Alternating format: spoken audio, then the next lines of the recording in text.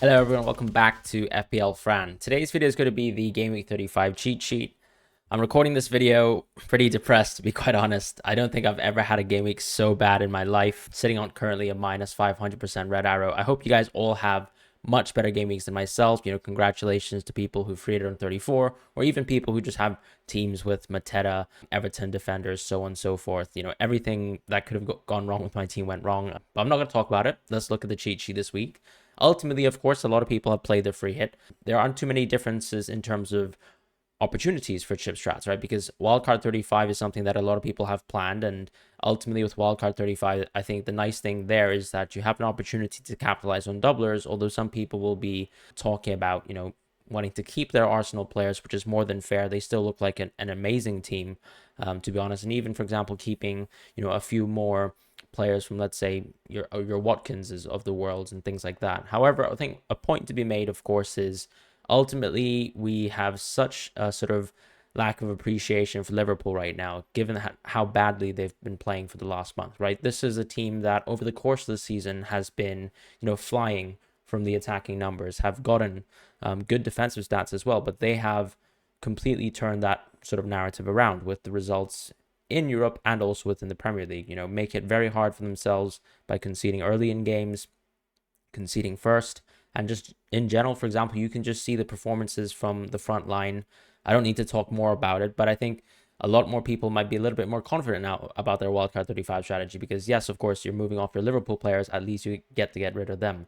Now, for us, or for example, a manager like myself, where I don't have a wild card left, I think obviously the most sensible approach is you look at the West Ham game, you look at how West Ham basically laid an egg versus Crystal Palace, and you say that they look like their season's over. But at the same time, it almost feels like Liverpool's title race run is over too. Hard to imagine that Arsenal or City will lose enough points really compared to Liverpool. And Liverpool still have, slightly tougher games than Arsenal, maybe slightly tougher games than City as well. So I think it's tough to really, trust in, for example, keeping someone like Salah who's so expensive. So I think this is the week to consider really if you want to use Salah as your cash cow, go out of him as opposed to going out of Saka, because of course this would have been the game week where if you were using someone as a cash cow, it probably would have made sense to actually use Saka as your cash cow, because of course Tottenham away, you'd see it as a slightly tougher fixture, but Tottenham such a poor defense right now. Maybe it still looks like a good Arsenal attacking fixture on paper. And Liverpool, of course, on the flip side, Salah playing so poorly,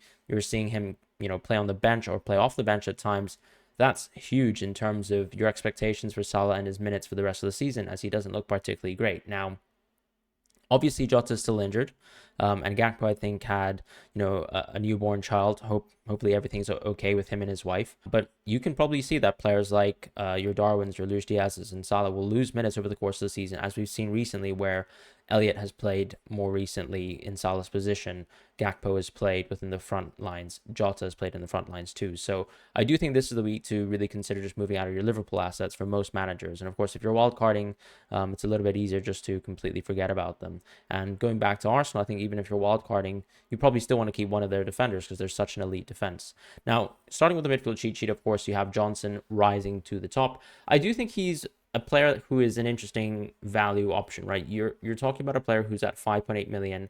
Now, if Salah goes out of your team, the reality is maybe you don't need to go to someone like Johnson. You don't need to go to someone like Garnacho, because if Salah's gone, you can probably go immediately to your Brunos, your Odegaards, your Fodens. So these are the sorts of players that you can be going for instead. And you probably don't need to be losing too much money for it, because you no longer have to hold Salah down to your team. And the same case goes with players like Son. Losing, for example, Luis Diaz, which is something that I'll probably plan to do this week as well, is just going to free up a lot of cash. So I think a lot of people looking at, for example, Johnson being green, it's still green in the context of, if you're looking for an extremely cheap priced option. If I was being objective and comparing Johnson to some of the more expensive players, I'd obviously go for the more expensive players. That's just generally how FPL works. The one exception to this rule probably are players like Palmer and Gordon, or even Garnacho, who are, in my opinion, vastly overperforming compared to their price point. So that's something to point out. And of course, you can see that being reflected within the expected goal involvement as well, per 90. No surprise, of course, that Palmer's that high. Part of that is, of course, penalties. But if you look at players like Gordon, like Garnacho, even Johnson, actually, very, very good, healthy stats so far. And yeah, I mean, we are starting to see less and less value really from a player like Salah. And I think that's fine. You're probably going to be much less confident about captaining Salah going forwards. And I do think this is really the time to move out of him. Maybe I'm wrong and maybe he absolutely spanks West Ham, because this is what happens, right? Teams have pressure on them because they're in the title race. Suddenly Liverpool are seen to be out of the title race. Maybe they can absolutely demolish this West Ham team. But they also just played midweek. They played awful. And the entire front line just played an extremely tough game where they weren't even able to score. So I think for West Ham, it's a little bit of a reset button after they got demolished by Crystal Palace. A little bit hard to believe that that will be replicated again by this Liverpool team, but maybe we're wrong. As I said, though, I think I'd be much more confident about Arsenal going forwards, which is why obviously I'd be so much more confident keeping my Arsenal players. And that's why I haven't really made any changes to the Arsenal players. If anything, of course, you can see a reflection of generally moving away from the doubles, which obviously has an impact on Sarabia, who also seems to be unfit, generally speaking, right? He was subbed off quite early versus Bournemouth, which means I think that's a bad look for his, performance capacity versus versus Luton in Game Week 35. So I'm a little bit down on Sarabia, and potentially you can even consider him as an option that should probably be leaving the cheat sheet. With Richarlison, the only reason why he doesn't get a rise is because I still think that he's been dealing with a knee injury for a long time now, and obviously he's in training, which has been confirmed by Paul O'Keefe, a very trusted sort of Spurs inside man, not inside man necessarily, but someone who's close to the club, obviously, and is a fan of the club. And of course, I just think that Richarlison's minutes here in Game Week 35 will probably be quite dwindling. And of course, one of the fixtures ultimately is versus Arsenal. So, whenever we look at teams playing versus Arsenal, even though Chelsea actually created a couple of chances, at the end of the day, you just don't have that much confidence, in my opinion, in moving to a Spurs asset. Son, I think, makes a little bit more sense because you still have at least the coverage of the penalties. You still play Chelsea, which is nice, I guess, when you get to face them. And ultimately, you have more guaranteed minutes. With let's say a double up of Spurs, I think it's a little bit tougher to sort of justify that. Maybe you can justify it on the basis of, let's say, if you're planning to go for, I don't know, someone like Vicario, because you're trying to set your team up as well for bench boost 37, considering that also not too many goalkeepers actually have a good single game week fixture this week that you probably presently own. That could make sense too. For example, Flecken, I have with an Everton away fixture. It's not necessarily better than Vicario's double. So I think, if you see it as an opportunity to take a -4 for a goalkeeper, I think this is actually oddly a week where you want to consider that. As far as other changes in the cheat sheet, we know Rashford is a little bit unfit. Foden, we also saw confirmed by Pep to be okay for the Nottingham Forest game. So I think going forwards, of course, he's going to be a great pick. And or sorry, no, I am talking about the Brighton game because of course the Brighton game is yet to be played. So we'll probably likely see Foden within the Brighton game. Another thing to sort of caveat with Man City too is that they're ultimately out of the European fixtures, so it's actually a huge boost to someone like Foden, who's been quintessential to their season and his minutes going forwards. Because another thing to mention too is, let's say if Haaland is actually truly out for a little bit longer than we expect, that would obviously just mean that the minutes around players like Alvarez, KDB, and even Foden, of course, as a knock-on impact, are just going to be strengthened because they'll need to play more fixtures, and they're the trusted players who have actually been creating goals, outside of Haaland's absence at times. So I think Foden, that's obviously a huge boost. Going forwards towards the forward position here, Mateta gets a drop, a player that I obviously didn't have in my own team, hence the massive red arrow that I'm about to have or already receiving. Ultimately, though, of course, Crystal Palace's fixtures get much worse and worse, and you'll actually notice that I've taken Eze and Elise out of the midfield cheat sheet, and part of that, of course, is just a reflection of the doubles. Another point to mention, too, with Mateta is that I think when you look at players like Mateta, Muniz, Wood, these are players who have single game week fixtures. But of course, Crystal Palace definitely seem like they're on an upwards trajectory to end the season here on a high. Mateta's minutes continue to be really, really good. And obviously, he did overperform quite a fair bit in the context of course, what can we expect reasonably for a player from Crystal Palace playing in a forward position within a double game week, 2 home fixtures? Yes, of course, amazing. But of course, the return that he got was one of the best returns in FPL history. So within that context, of course, just an insane haul. Is he going to be a green option for the rest of the season? Given that there are other people who have doublers, coming down the line, like João Pedro, like Jackson, like Højlund even, Isak himself, and obviously for me, Watkins, who just continues to be performing insanely.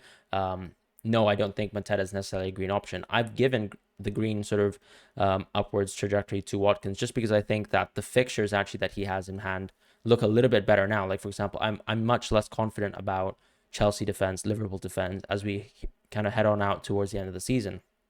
And I think maybe it was a little bit of an error on my part to sort of downgrade Watkins so much within the cheat sheet. And so just have to hold my hands up there. I think that ultimately Aston Villa also have extremely important aspirations when it comes to securing that fourth place spot. So given that they're in a title position there, given that the coefficient only allows, the fourth place team to sort of make sure that they can get Champions League football, obviously Aston Villa are also involved continuously within European fixtures, but I still think Watkins and this Aston Villa team will fight very hard towards the end of the season, and there are some nice home games there. So in that context, I think Watkins still deserves to rise. Whereas, of course, with Mateta, unfortunately, you have some away fixtures, a really good fixture actually within United at home, Gaming 36. So, if you recently moved into Mateta, I don't see necessarily a need to move him out unless, of course, you're looking to immediately replace him with a doubler this week or, an upgrade like an Isak, for example. So that's just a point to be made. Cunha, of course, he did get some minutes versus Bournemouth, but I'm still concerned about his fitness. Obviously, Luton at home is such a good fixture. You probably want to actually play him there. But of course, he was only involved for very few minutes. You never know the extent of the minutes that he can really play versus Luton. But Luton are such a bad defense. I still think that Cunha is very well worth keeping as an option if you, somehow have kept him all this time. As far as Jackson, he does rise. And of course, a lot of people have made the argument about how Jackson is one of the worst strikers in the league. And when you look at his finishing, I think that's a very fair statement to be made in terms of how poor the finishing looks. Over the context of the season, you may argue that he is actually the worst finisher in the league. But the reality, of course, is he still has 5 fixtures in 3 game weeks. And ultimately, he still actually racks up a lot of chances. So when you look at, for example, an Everton game where he gets a lot of chances and he actually makes, good use of them, or at least passes to Cole Palmer a couple of times and actually gets some assists, you can tell that Jackson is still going to be an interesting pick. I think when we look at this Chelsea team, if anything, if there's something I have faith in, it's probably their attack. So I think Jackson, from that point of view, is a very good pick. Moving on, though, when we talk about someone like a Jackson 2, another point to be simply made is, look, when you rack up enough chances and the other sort of rest of the field, the opponents there, don't really have the best options or simply don't have the same quality of fixtures, that's why Jackson sort of rises up a little bit as a top option. When I look at, for example, a wildcard draft right now, it's very hard to actually even choose 3 forwards. Arguably, you could maybe drop Jackson to go for someone like João Pedro, but you'd be just missing out on the immediate value of Game Week 35, where, first of all, I think you probably want to still go for Haaland within a wildcard draft, which is why there's an asterisk on Haaland, because I'm not exactly sure if he'll make it this weekend for Nottingham Forest, even though Pep has basically confirmed that he's out for Brighton, but also some of the leakers from Man City have also suggested that it's actually a very short-term injury. So how short is short-term? Does that mean that he comes back in Game Week 36? I think if that's the case, then of course I would definitely be wildcarding with Haaland. So that's another tough thing too. If you're considering to wildcard without Haaland, maybe it makes more sense to go for, someone like Watkins. If you really want to drop Jackson, I think that's fair. Clearly, of course, when you look at double game week 34, it shows you the value truly of double game weeks and really getting 2 swipes at the lottery, particularly when people have good fixtures. I think it's fair to say that Chelsea don't have great fixtures, and actually the good fixture is really on game week 36 when they're playing West Ham at home. But still, the appearance points matter. That still creates a huge differential. And ultimately, as I said, if you play 5 fixtures rather than 3 game weeks, that's probably more than enough value for me to say that he's actually going to be a good pick compared to some other options. And so that's the reality of football. As far as Højlund, ultimately, his stats are still very poor. I think United are still very poor. The nice thing, of course, is that the fixtures are very good for United. So when you look at, for example, Burnley at home, that's nice. But I have to say, over the course of the season, his underlying stats have been extremely subpar. And it's a little bit scary to see how poor they are, really, in context of all the forwards here. Like even Mateta, who unfortunately had to play under Roy Hodgson at the early start stages of the season. But, with Højlund, you can't make that sort of excuse, so to speak, where there's a tactical shift or a managerial shift that would allow you to sort of believe that Højlund can overperform a lot. That's why I still think he's a yellow option compared to a green option. Whereas with Jackson, at least he's got the additional fixture, has really good underlying stats, so probably will get some chances. Højlund is probably a better finisher than Jackson, and I think that's fine to say. But still, I would imagine that Jackson's going to get more chances, given that also the United offense is just a little bit worse than this Chelsea team. And so if Cole Palmer can get back, Jackson obviously is still going to be a piece that actually creates a lot of havoc. Now, Nkunku being in light training is something to monitor as well. Maybe you'd actually like to avoid Jackson entirely. I think that's fine.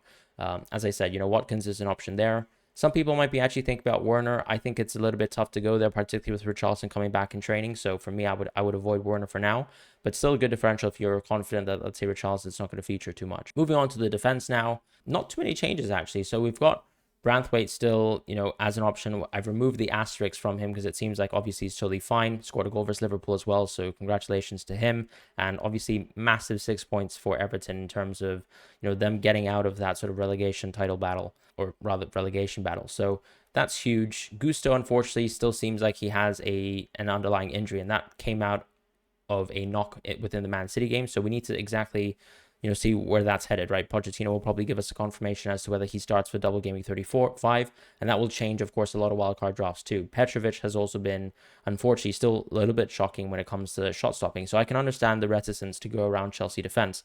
Ultimately, though, you have a team like Everton that have good fixtures going forwards. Newcastle still have good fixtures in the sense that, you've got Sheffield United at home, Burnley away, and actually not too bad of a double, considering that I think we probably don't that highly rate the Brighton offense right now as well.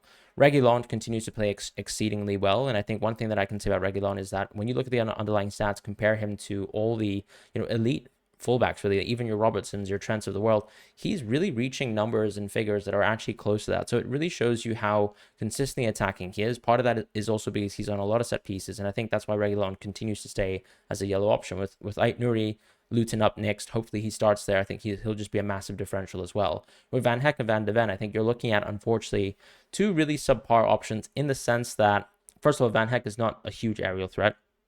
Van de Ven probably is, but Tottenham's offense is really under par. So I think when you look at, for example, Brighton and Tottenham, it's hard to, for example, believe that you'd like to back a center back option from these teams, even though they're cheap, and it gives you that sort of cost sort of benefit. So unfortunately, that's why I'm not too high on these options. I'd rather, for example, go for Vicario Verbruggen, because when you can see, for example, let's say a team capitulate, ultimately the goalkeeper is more than likely going to score more points. And even in the situation where, let's say, they get hammered with shots, the goalkeeper makes save, you can see situations where, of course, Pickford probably was a little bit fortunate to get 2 clean sheets, but he ended up vastly overperforming some of his peers just simply because they still suffered a lot of saves that he had to save, and so a lot of shots that he had to save. And so that just shows you the value of a goalkeeper from a much worse defensive team compared to, let's say, going for a center back, in my opinion, in cases where, of course, you can see them just simply lose out on points. And I think the Chelsea versus Arsenal game is a good example of that, where Petrovic got 2 points and all the other Chelsea defenders were struggling to stay above 0. As far as the Arsenal defense, no changes there. Same with White, of course, who just simply is in a different cost category. Man City defense also still equally confident in them. If I was wildcarding, I'd probably keep one Man City defender, and that's pretty much all I'd say on Man City. I think Akanji might be the flavor of the month pick, given that we seemingly might have a John Stones injury. He was subbed off at halftime in the Community Shield game, and so maybe you can use that as context to say that Akanji, is the player to go for right now, given that he can actually sort of move into central positions. He's been playing very much so within these sort of pockets there, and you can see him making these overlapping runs as well, and also feeding some really good through balls as well to some of his sort of peers as he's sort of integrating into this midfield role. So I think that's nice with Akanji as well. However, I think Ruben Diaz is also a very safe option, and I do think Guardiola is a little bit of a high risk, high reward option, but obviously the downside could be that he loses a game, right? For example, we did see him get rested versus Chelsea within the FA Cup, and we could very well see him also lose out another fixture later down the line, because of course Ake is there as well to sometimes deputize, and of course they don't necessarily play the same sort of position. When you see, for example, let's say Guardiola on a team sheet, the way he operates much higher up in the field is very different to the way Ake plays, much further back and almost positioned like an anchor. So it's very different, the kind of roles that they play for the team, but I do think that has a negative impact on Guardiola's minutes. With Dalot, I think I would just have to say that United's defense is shocking as well. Like, you had a Sheffield United fixture, you still conceded 2 goals to them. Yes, of course, one of them was a keeper mistake, but do we have any confidence really in United's defense at all? No. That's why they're such a red, glaring, poor option when it comes to expected goals conceded. And I'm kind of glad that actually United aren't getting as many clean sheets as they were last season when they were also really poor defense. It's just starting to show that Ten Hag, unfortunately, is not really spearheading a good defense whatsoever. And part of that, too, might be personal related, injury related, but it's hard to sort of defend, racking up basically a 16th place sort of defensive stat or figure, regardless of the amount of injuries you have, considering the position that United are as a club. As far as Porro, he does get a rise. He was actually in training once again, confirmed by Paul O'Keefe. So I think Porro is actually a very interesting pick and probably one of the sort of top picks within the wild card, just because it's very hard to actually go triple Spurs right now. I don't have the confidence necessarily to go triple to go double Spurs midfield. So outside of Son, the question probably to ask is, how would you go about triple Spurs? Maybe I'd actually go with Vicario and Porro, just simply because, you know, you look at Porro as an attacking option and you look at Vicario as a shot stopper. And ultimately, yes, of course, Spurs are an awful defense, but do you want to back necessarily, for example, the Chelsea defense more than the Spurs defense? I'd say probably not. So it's an interesting option where you can go for Porro, who's an attacking threat, and you can see, for example, the Nottingham Forest game as a good example where, of course, you concede, but you can still be such a positive, really, in terms of the points that you can get as an attacking option, as someone who actually gets that good underlying stats.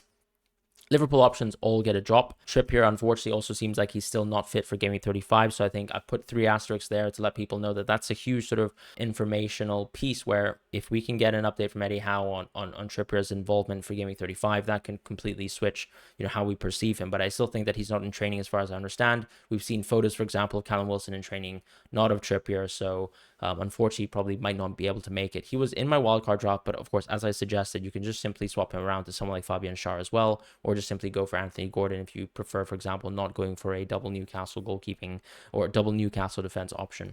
As far as the goalkeepers, the only change here is we've added Verbruggen. I do think that he's sort of elevated himself to being the first place goalkeeper. I might be wrong here, so I do think that he's a little bit of a differential, to be honest, but you can see that the reason why he might be valuable is because I think Petrovic is in a similar position as well. He could very well lose his goalkeeping spot. And is there too much of a difference really between Verbruggen and Petrovic? Not really, outside of the fact that Petrovic is going to have a double-double. So I like the fact that you can go for Verbruggen for a very cheap price, but I do think, of course, there's a risk associated to that. And you might just want to go for Onana instead because, yes, of course, he can make clangers. Yes, of course, he can make mistakes, but he's actually shown to be a really good shot stopper for the course of the season. And we've seen that he's actually been able to rack up a lot of points in FPL as well, just purely due to the shot stopping qualities that he does possess. As far as Raya, Vicario, Ederson, these all rise once again.